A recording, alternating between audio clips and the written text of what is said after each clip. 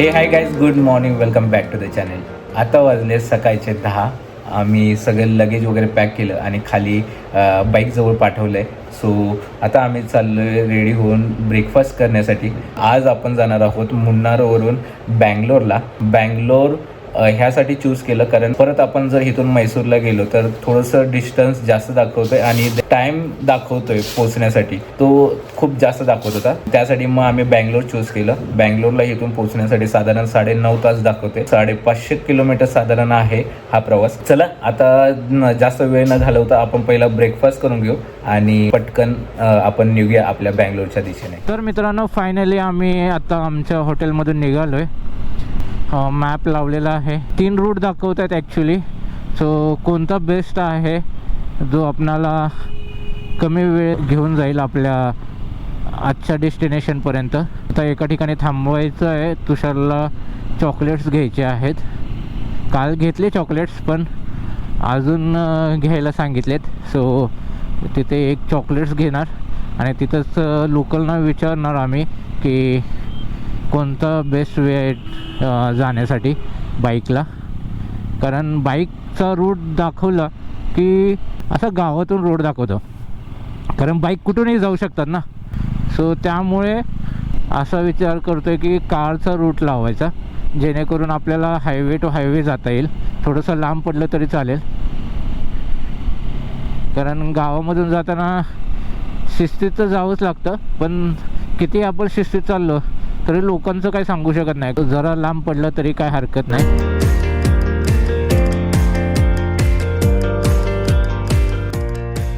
आता चॉकलेट्स घेतले आणि आता तिथे जे ओनर होते त्यांना आम्ही विचारलं की कोणता रूट बेस्ट आहे जाण्यासाठी. कारण 2 रूट्स आहेत. एक आहे उटी वाया उटी आणि एक दुसरा आहे जो त्याच्या अपोजिटला आहे. त्याचा आता मधली सिटी मला सांगता येणार नाही, मला बघावं लागेल. जो दुसरा रूट आहे एक्सेप्ट उटी, सो तो रूट त्यांनी कंटिन्यू करायला सांगितलं आहे. पण प्रॉब्लेम असा आहे की गुगलमध्ये टेम्पररी क्लोज असं दाखवलं आहे मेसेज. आय डोंट नो का ते दाखवतं आहे. पण थोडंसं म्हणलं अजून 1-2 जणांना विचारू आणि मग आपण पुढे कंटिन्यू करू की नक्की कोणत्या रूटने आपल्याला जायचं आहे ते.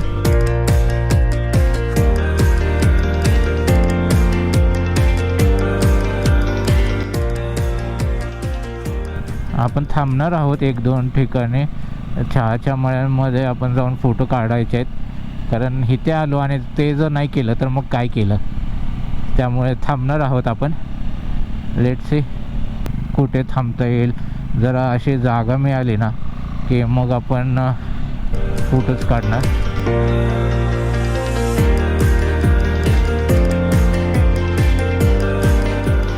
ॲक्च्युली मित्रांनो, आता आम्ही तो एक स्पॉट शोधतोय जिथे आपल्याला व्यवस्थित चहाच्या मळ्यांमध्ये फोटो काढता येईल आणि बाईकचा पण प्रॉपर फोटो काढता येईल. बघूया स्पॉट्स तसा मिळतो आहे का.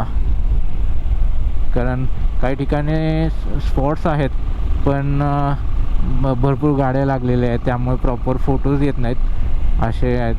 सो त्यामुळे आम्ही असं शोधतो आहे की जिथे कोणी नसेल. जसं हे आहे करेक्ट, हे असं असेल ना तर काढायला खूप मस्त वाटेल. म्हणजे वरपासून खालपर्यंत पूर्ण हिरवगार दिसेल आणि गाड्यांचे फोटोज पण मस्त येतील. तर मित्रांनो, आता एका ठिकाणी आम्ही थांबलो आहे आणि जो स्पॉट आम्हाला पाहिजे होता तो मिळाला आहे. आणि तो व्ह्यू बघा, किती सुंदर व्ह्यू आहे. म्हणजे लिटरली वरपासून ते अगदी पुढच्या डोंगरापर्यंत सगळीकडे मळेच हिरवगार दिसते.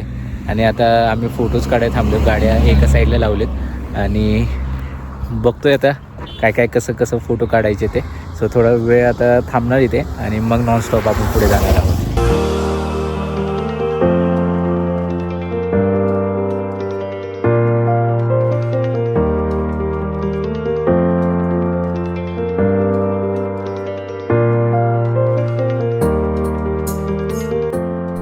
तर मित्रांनो, आता भरपूर सारे फोटोज आणि व्हिडिओज काढून झाल्यानंतर आता आम्ही इथून निघालो. खूप थंड हवा सुटले. असं वाटत होतं तिथेच कट्ट्यावर झोपून जावं 10-15-20 मिनटं. इतकं मस्त वाटतंय. आणि पण आता आपल्याला पुढे जायचं आहे, त्यामुळे मग आम्ही पटकन आता निघू, जास्त उशीर नको करायला. इथे कसं कोणी पब्लिक पण नव्हतं, त्यामुळे आम्हाला व्यवस्थित वेळ घेऊन फोटोज आणि व्हिडिओज घेता आले.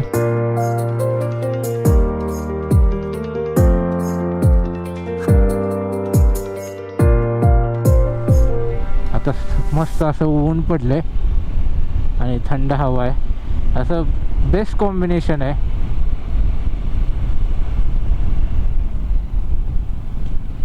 हे बघा असं ऊन दिसतं की नाही हिरवगार ह्याच्यावर.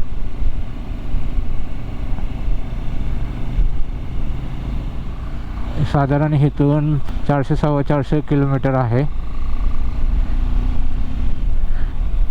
10 तास लागणार आपल्याला, पण काय हरकत नाही, उशीर झाला तरी कुठे आपल्याला पुढे जाऊन रेकॉर्ड बनवायचं आहे.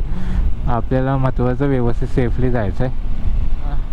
काल रात्री हे दोघे मूवी बघत बसले आणि मला माझा डेटा ट्रान्सफर करायचा होता लॅपटॉपमध्ये, सो त्यामुळे थोडासा वेळ झाला झोपायला. आणि मग सकाळी 7:30 शिवाय जाग आली नाही. नाहीतर पहिला आमचा प्लॅन होता की 5:30ला असं उठून सनराईज बघायला जाऊ आपण, असं फिर कभी. आता सध्या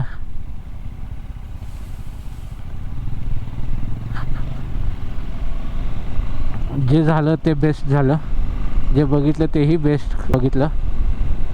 सो असं फार वेळ असता तर बऱ्याच गोष्टी बघता आल्या असं, पण थोडक्यात पण चांगली मजा आम्ही केली, चांगल्या गोष्टी बघितल्या. आता एवढी थंड मस्त हवा आहे ना, जॅकेट असेल सुद्धा थंड वाटतंय, मस्त भारी वाटतंय यार. माझं असं होतं की कधी कधी मला फोटोज व्हिडिओ काढायचे नसतात, पण ह्या दोघांचे कधी कधी फोटोज आणि व्हिडिओ बघितले ना असं वाटतं यार माझा पण काढूया. एक व्हिडिओ काढला तुषारने. तुषारचा व्हिडिओ काढायच्या अगोदर मी म्हणत होतो नाही मला नाही काढायचं, तुम्ही काढा, मी आपला बसतो. आणि जेव्हा त्याचा व्हिडिओ बघितला झाल्यानंतर असं वाटलं यार नाही यार गरुडासोबत मला पण असं काढायचं आहे. मग परत मी गेलो. असं होतं माझ्यासोबत की कधी इच्छा नसते, पण दुसऱ्याचं बघून करण्याची परत इच्छा होते.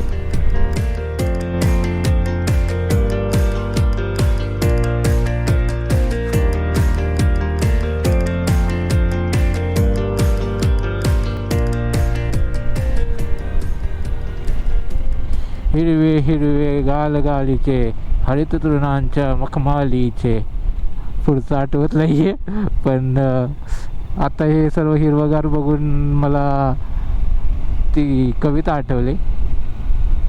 जर तुम्हाला येत असेल तर नक्की कमेंटमध्ये सांगा पुढे काय.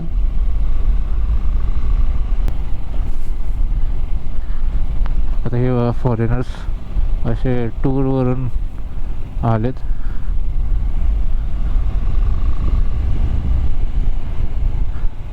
चहाच्या मळ्यामध्ये त्यांना घेऊन येतात, त्यांना दाखवतात हे कसं असतं, कसं करतात, कसे झाडं लावतात, कसं प्लकिंग करतात, म्हणजे ते पानं कशी तोडतात, ह्या सगळ्या प्रोसेस त्यांना जाणून घ्यायचे असतात. आपण लोक कसं ना, आपण टुरिस्ट स्पॉट्स फिरतो, हे लोक हे अशा ठिकाणी येतात, अशा गोष्टी करायला आवडतात त्यांना. आम्ही आता एका ठिकाणी पुन्हा एकदा थांबलो. हा धबधबा दिसला, इतकं निथळ पाणी आहे आणि एवढं शांतपणे वाहत आहे ना, वरून पाणी असं येत आहे, असं 3 ठिकाणी पाणी खाली येत आहे.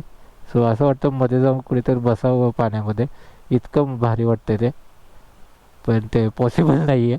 सो बेटर आपण फोटोज काढू 1-2 आणि पुढे आपला प्रवास कंटिन्यू करूया. चलो.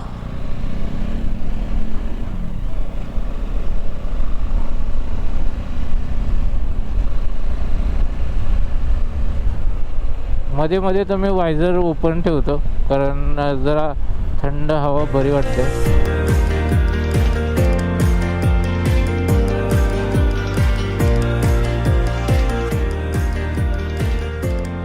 मित्रांनो, आता पुन्हा एकदा आम्ही जंगलातून चाललो आहे. जो येताना लागलेला रोड आहे टायगर रिझर्व तोच आहे. मध्ये मध्ये छोटी छोटी गावं लागत आहेत. खूप शांत एरिया आहे, म्हणजे अजिबात कसलाही गोंगाट नाही आहे गाड्यांच्या आवाजाशिवाय. खूपच शांत आहे. म्हणजे आपल्यासारख्या सिटीमध्ये राहणाऱ्या लोकांना ना एवढी गोंगाटाची सवय लागली ना की असं शांत ठिकाणी आलं की खूप बरं वाटतं. पण असं पण असतं की आपलं की ह्या शांत ठिकाणी आपण फार दिवस राहू शकत नाही. म्हणजे एक फॉर चेंज म्हणून आपण 3-4 दिवस काढू शकतो, पण त्यापेक्षा जास्त नाही काढू शकत. जोपर्यंत आपल्याला गोंगाटाचा आवाज कानावर पडत नाही तोपर्यंत आपल्याला बरं वाटत नाही. आणि ह्या लोकांचं उलट आहे.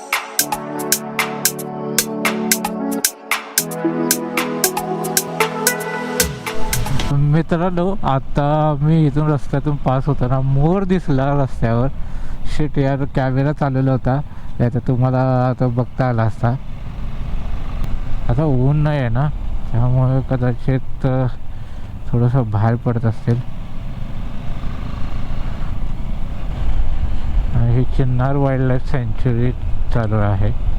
एकदा आपण ह्या पॅचमधून बाहेर पडलो की मग आपलं ठरवू की कोणता रूट बेस्ट आहे आणि जो सिटीला स्किप करून हायवेने घेऊन जाईल बँगलोरपर्यंत. चलो.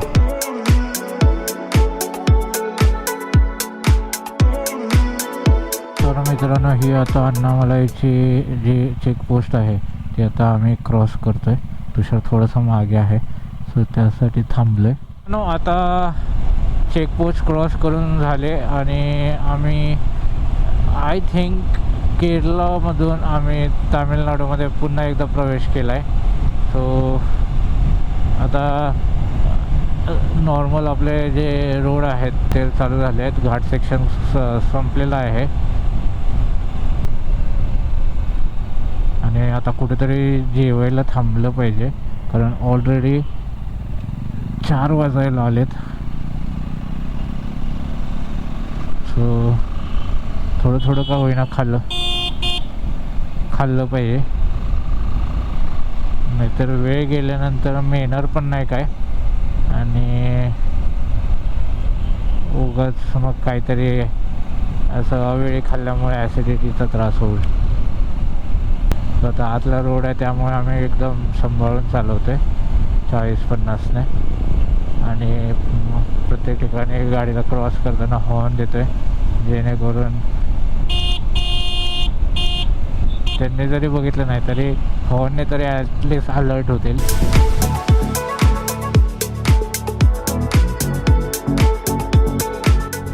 मित्रांनो, ही झाडी बघा कशी सुंदर झाले.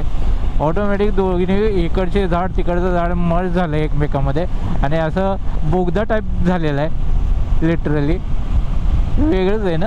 कसं नॅचरली कसं झालं असेल काय माहीत. अमेझिंग. निसर्गात काही होऊ शकतं खरं तर. आम्ही आता असली गाडी दिसली की हॉर्न वाजवतो पहिलं.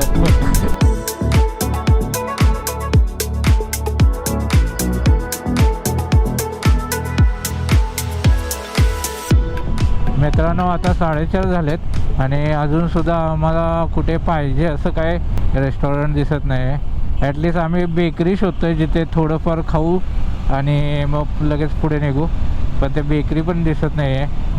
मागे एका गावात दिसली होती पण मागे पुढे झाल्यामुळे ते राहिलं. मग आम्ही पुढे आता निघून आलो आहे. म्हणलं बघू पुढे कुठे मिळेल तिथे थांबू.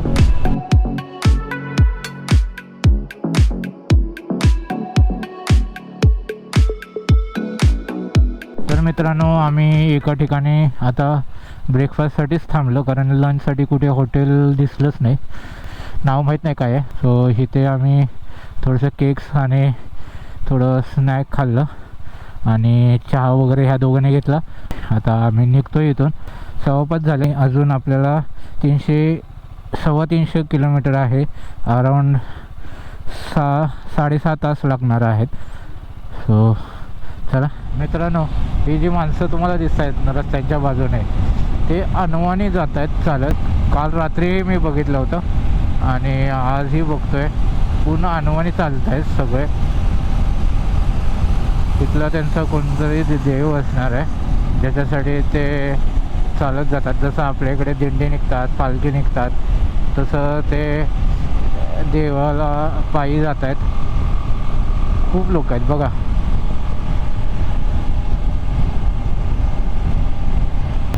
अनवाणी चालत जाणं ते डांबरी रोडने जोक नाही आहे मित्रांनो. देवाचं नाव घेत जात असणार, त्यामुळे होणारा त्रास देव आपोआप कमी करत असेल. हे असं एक गाडी त्यांच्यासोबत असते जे त्यांना मध्ये आधी पाणी लागलं काय लागलं की ते त्यांना देतात. हे बघा मुलंसुद्धा आहेत त्यामध्ये, लहान मुलं आहेत.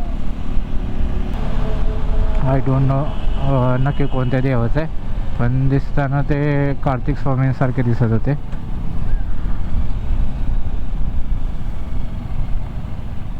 हे बघा लिटरली पायांना त्यांना खूप त्रास होत असणार आहे चालून चालून, पण तरी पण ते मनात भाव ठेवून ज्या पद्धतीने करतायत ना, त्यासाठी खरंच हॅट्स ऑफ.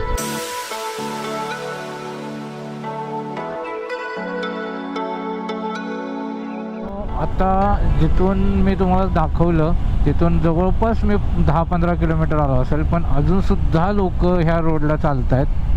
खरंच खूप जागरूक देवस्थान असणार आहे. देवाची लीलाच अशी आहे की तो बरोबर त्याच्या भक्तांना घेऊन येतो आपल्याकडे. A few hours later. तर मित्रांनो आम्ही आता बँगलोरमध्ये पोचलेलो आहोत. आता वाजले 12:15. थोडंसं आम्ही जेवायला थांबलो, तिथे 1-1.5 तास गेला. सो आता एक काही मिनटातच आम्ही आमच्या हॉटेलवर पोचणार आहोत. आणि आम्ही जे हॉटेल घेतलेलं आहे ते राजाजी नगर जे आहे बँगलोरचं फेमस एरिया म्हणता येईल. सो तिथे आम्ही घेतलेलं आहे. ते का घेतलं आहे ते तुम्हाला मी पुढच्या ब्लॉगमध्ये सांगणार आहे. सो तो ब्लॉग बघायला नक्की विसरू नका. सध्या आम्ही पहिलं हॉटेलमध्ये पोचतो, कारण आम्ही सकाळी 11 वाजता प्रवास चालू केला होता आणि आता 12 वाजायला आले. साधारण एक 11 तास आम्ही राईड करतो आहे. And this is the first time मी आणि तुषार पण बँगलोरला आलो आहोत. बघायला तर एकंदर पूर्णपणे मुंबईसारखं दिसतंय. अजून हे आजूबाजूला मोठमोठे हॉटेल्स आहेत, मोठमोठे फ्लायओव्हर्स आहेत, हे मेट्रो स्टेशन्स आहेत.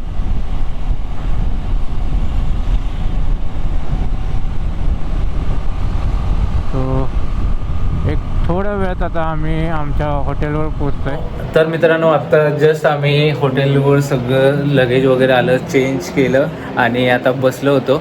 आणि रूम इतकी ऐसपैस आहे, इतकी मस्त आहे ना की सगळ्या गोष्टी दिलेल्या आहेत रूममध्ये. म्हणजे असं वाटलं नव्हतं की ह्या प्राईजमध्ये एवढ्या सगळ्या फॅसिलिटी आपल्याला मिळतील.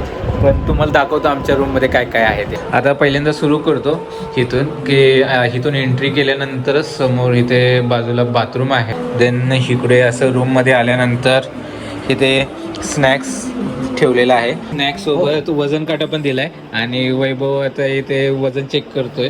आज वेट चेक करणार, उद्या जाऊन बाहेरचं खाणार. इकडे बाकी केटल वगैरे दिले नॉर्मली जे असतं ते. आणि योगा मॅट कोण देत नाही, पहिल्यांदा बघितलं मी. योगा मॅट दिलंय आणि इकडे आयन पण दिलंय.